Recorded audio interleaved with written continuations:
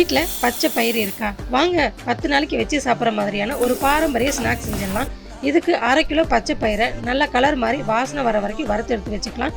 அதே கடாயில் 1 table spoon எள்ளை நல்லா பொரியிற மாதிரியும் 3 டேபிள் ஸ்பூன் தேங்காய் துருவலை ஈரப்பதம் போய் கலர் மாறி வர வரைக்கும் வறுத்து எடுத்து வச்சுக்கலாம்.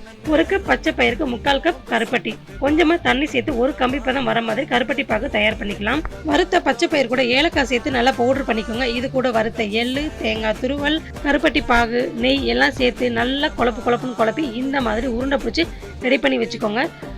1/2 கப் மைதா மாவு கூட கொஞ்சமாக உப்பு, 1 டேபிள் ஸ்பூன் அரிசி மாவு, மஞ்சள் தூள் சேர்த்து கொஞ்சமாக தண்ணி சேர்த்து ரெடி பண்ண இந்த மாவில் நம்ம ரெடி பண்ண உருண்டையை முக்கி எடுத்து எண்ணெயில் போட்டு இந்த பக்கம் ஒரு நிமிஷம் அந்த பக்கம் ஒரு 1/2 நிமிஷம்னு பொரிச்சு எடுத்தோம்னா ரொம்ப சுவையான முந்திரி கொத்து தயாராகிடும். ரொம்ப ஹெல்த்தியான டேஸ்டியான ஒரு ஸ்நாக்கு. நீங்களும் இதே மெத்தடில் ட்ரை பண்ணுங்கள், சாப்பிட்டு என்ஜாய் பண்ணுங்கள். Thank you friends.